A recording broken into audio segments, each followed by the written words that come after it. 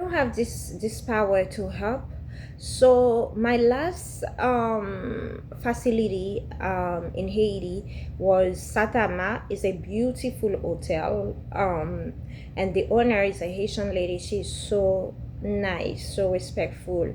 I think the godly people and very kind, very humble. And again, my only issue with Haiti was the trash. And I'm saying that, guys, is a testimony. God said we should say the truth because the truth should set you free, right? So you cannot live in a place, it's only the hotel is beautiful. And when you go, I went to Vietnam, I walk outside and I don't even speak Vietnamese.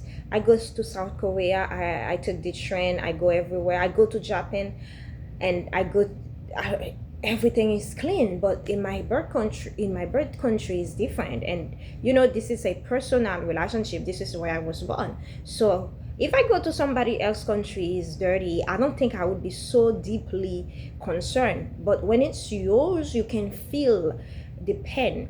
So I really feel stuck in my heart, in my soul. So even I was having fun while I was in that hotel. It's a very high-end hotel. I met a Haitian politician there. So I went and I speak to him. And this is when God is using you as a bold person you don't even know. And I told all my friends about it. They're like, oh. And my family who was with me, because I told the man, I told him I want to speak how, I told him, I said I was born in Haiti, but I was raised in France. This is my first time I came back to my country. This is a beautiful city, a beautiful hotel. But the problem, why we have trash everywhere? And he said, oh, would you want to speak, to have a conversation about it? I said, yes. So he invited me. He was in the hotel. He invited me while he was outside where everyone are. So I spoke to him and I tell him, I said, and I'm someone who is very outspoken, to be honest with you. And the beautiful thing God gave me is I can tell you the truth very straightforward without no fear. So I told him the truth very clear. I said it doesn't make sense because this country is a beautiful country. You have so many natural resources. Just visiting those places, it's so wow. You can make billions with Haiti.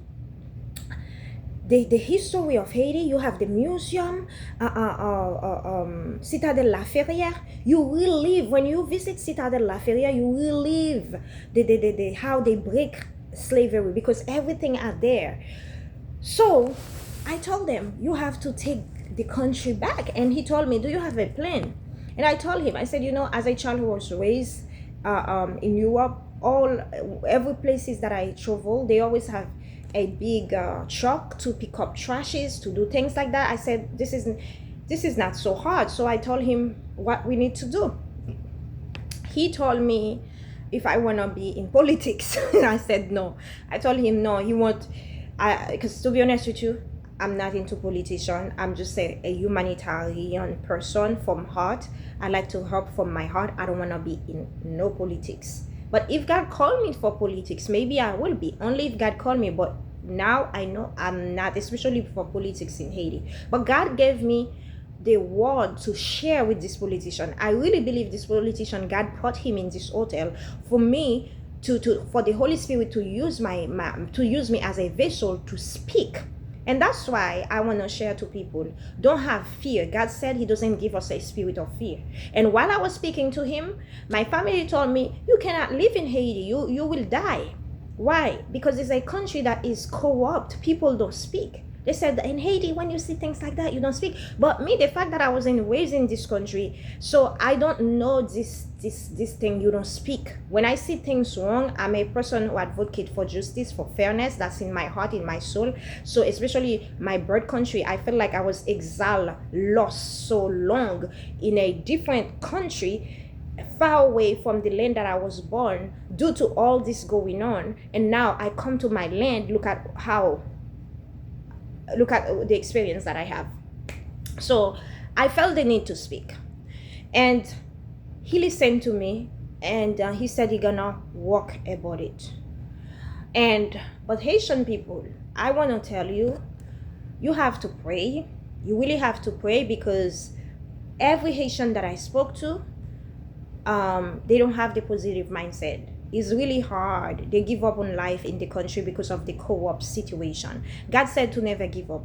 When I came back from Haiti, I told them Haiti gonna change things. Like I said, oh, it's because you didn't grow up in Haiti. You don't understand. If you don't believe in your country, who gonna believe in it?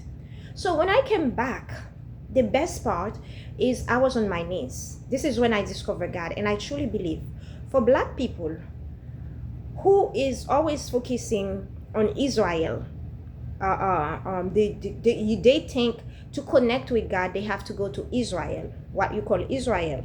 I want to tell you, for you to connect, Haiti is a very spiritual land, and I'm not speaking like that because I'm Haitian blood. Don't forget, before I'm Haitian, I'm a godly woman.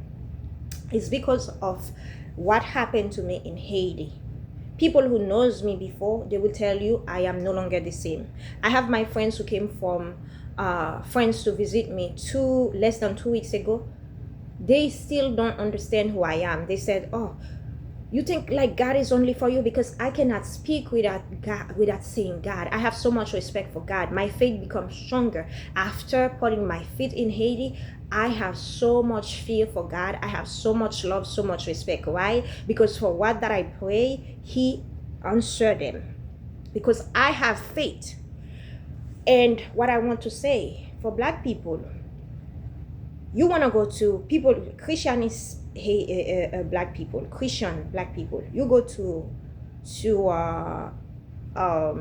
Israel. What you don't understand?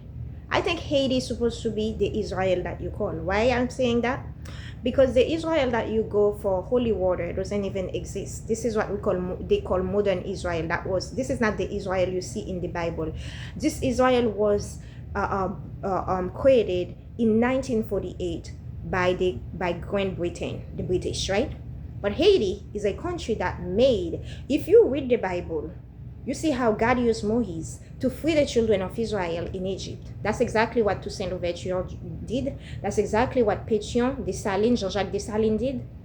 Catherine Flon, all those men, they were the one fighting to free slavery for Black people, the first Black country who take their freedom. And I'm speaking like that. I don't want to be arrogant, because people always say, oh, Haitians are so proud. I'm not speaking about a proudly person by myself. I'm speaking about what God used those people to do. And I'm giving you my testimony, because when I touch this land, I am no longer the same. I connect on another level to God, and I feel the need to pray for my people. When I came back to the United States, I was on my knees. I lost everything.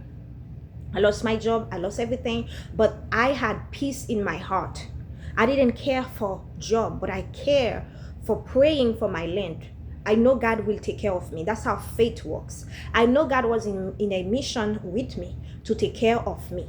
I don't know how I will pay my bills, but I know God was preparing me to be in my womb. I stayed for almost a year in my womb, learning about God, reading His Bible, reading the testimony, people testimony on YouTube. I got so much knowledge, reading books about my Creator. And what I was doing, I was asking God for forgiveness for myself, for my sin. I was asking God for forgiveness for my nation. Till now, I'm doing it. I was asking God for forgiveness of my land, for practicing voodoo, black magic, when God chose those people to do great things, to make history. And I asked God, please, clean the country. Clean the country, clean the people's hearts. And I decided, me and my family, it doesn't matter if they're in France, they're in Haiti, we come together over the phone to pray every day for Haiti. And let's listen. I've been praying, and I'm still praying. And less than almost 2 years, when I came back on TikTok, the thing that I asked God to do is what I saw. The mayor of Cap-Haïtien, she decided to make everybody clean. Not only Cap-Haïtien, now everywhere in Haiti, people are cleaning. The countries have a light on it. People are traveling to see the beauty of Haiti, the natural beauty before I share. But older people knows Haiti was beautiful, but me, I didn't know that. So I'm gonna make another video. This is a testimony that